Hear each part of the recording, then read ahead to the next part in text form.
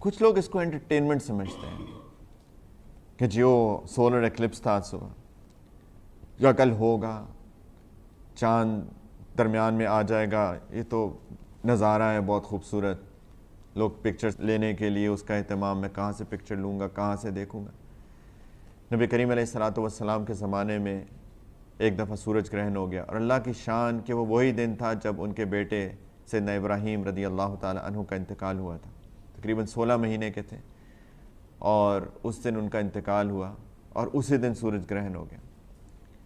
نبی کریم صلی اللہ علیہ وسلم کی جو اس دن حالت ہوئی وہ غیر معمولی حالت تھی، بہت غیر معمولی حالت، عجیب کیفیت ہو گئی۔ بہت مختلف روایات ہیں، صحیح البخاری کے اندر ہی بہت ساری روایات ہے، پورا جو کتاب الکسوف جو ہے اس کے اندر صحیح البخاری کی، اس کے اندر ہی بہت ساری روایت ہیں اس کے بارے میں، باقی کتابوں میں بھی ہیں، صحیح مسلم میں ہیں، صحاح ستہ کی مختلف ساری کتابوں میں ہی کسوف کے بارے میں روایات ہیں۔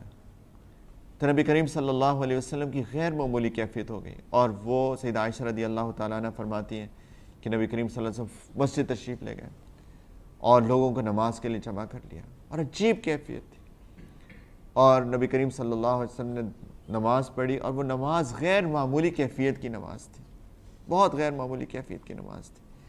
بہت مختلف روایات ہیں، صحابہ جمع ہو گئے۔ نبی کریم صلی اللہ علیہ وسلم ویسے تو ان کی نماز میں اعتدال ہوتا تھا، ان کی نماز کے اندر سکون ہوتا تھا، لیکن اس کے اندر ان کی کیفیت عجیب تھی، آگے پیچھے ہل رہے تھے، کبھی پھر کچھ قدم آگے لے لیتے تھے، کبھی کچھ قدم پیچھے لے لیتے تھے، کبھی جھک جاتے تھے، کبھی سیدھے ہو جاتے تھے، بلکہ صحابہ نے اس کو جس طرح سے سمجھا اسی طرح سے روایت کیا۔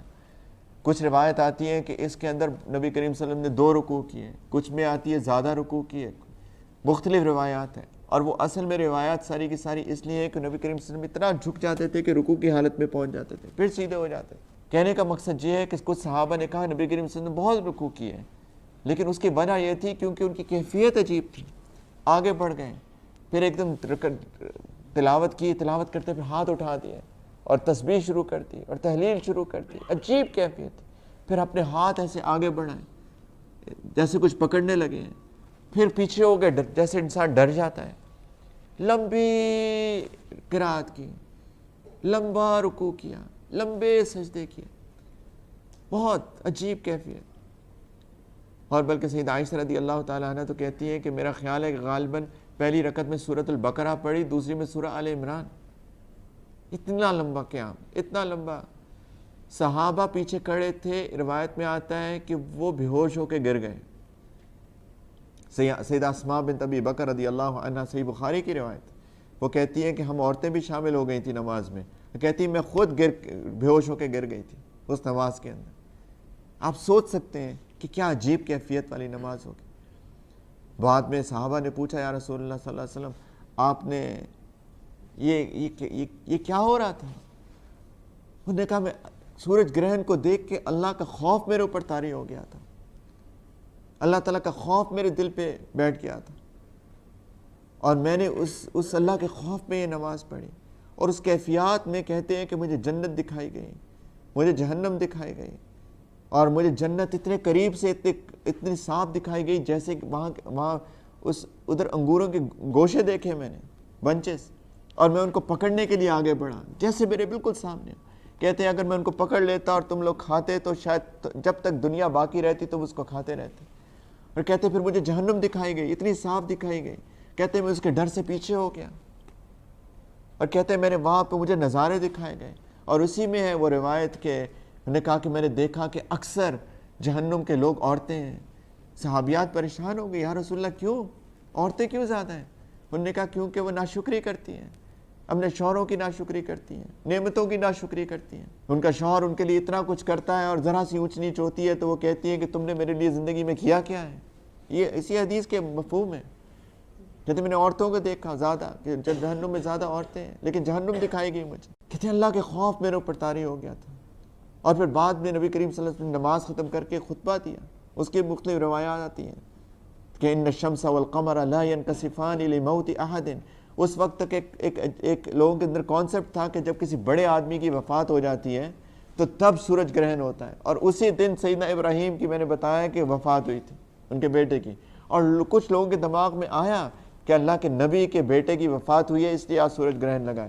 عجیب, آپ سوچیں, مثال کے طور پہ لوگ مجھے شیخ کہتے ہیں, اور مثال کے طور پہ کوئی میرے ساتھ غیر معمولی واقعہ ہو جائے اور لوگ کہیں کہ دیکھو فلاں شیخ ہیں, بزرگ ہیں, اللہ کے ولی ہیں, تو ان کی وجہ سے فلاں چیز ہو گئی, اور میں تو شاید کہوں کہ ہاں لوگ سمجھ رہے ہیں تو سمجھتے رہیں.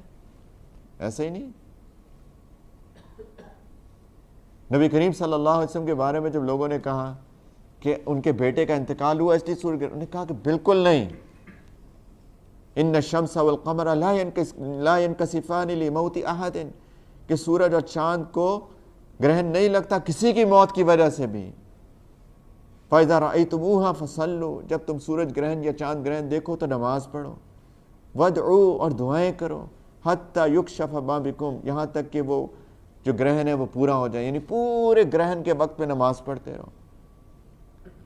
اور یہ بھی فرمایا کہ ان الشمس والقمر لا ينکسفان لموت احد من الناس ولکنہما آیتان من آیات اللہ, یہ اللہ کی دو نشانیوں میں سے ایک بڑی نشانی ہے. یہ دونوں اللہ کی نشانیوں میں سے بڑی نشانی ہے, یعنی سورج گرہن اور چاند گرہن. فَإِذَا رَأَيْتُمُوهَا فَقُومُوا فَصَلُّوا, جب تم دیکھو تو نماز پڑھو, دعا کرو, توبہ کرو, اللہ سے گناہوں کی معافی مانگو. یہ اللہ کی عظمت ہے. سورج اتنی بڑی چیز, وہ بھی دن کے وقت اس کی روشنی ماند ہو جاتی ہے. اللہ اکبر. سورج ایک وہ چیز ہے کہ کچھ لوگ سورج کے پجاری ہیں. ایسے مذاہب دنیا میں جہاں لوگ سورج کی پوجا کرتے ہیں, اس کی عبادت کرتے ہیں, اس کو اتنا بڑا سمجھتے ہیں, اللہ اس کی روشنی کو بھی مٹا سکتے ہیں. یہ اللہ کی نشانیوں میں سے ایک نشانی ہے. فَاعْتَبِرُوا يَا أُولِي الْأَبْصَارِ, عبرت حاصل کرو اے آنکھوں والے. کسی کے پاس آنکھیں ہیں اگر دل کی آنکھیں, تو عبرت حاصل کرنے کا مقام ہے. یہ اللہ کی طاقت ہے, قدرت ہے.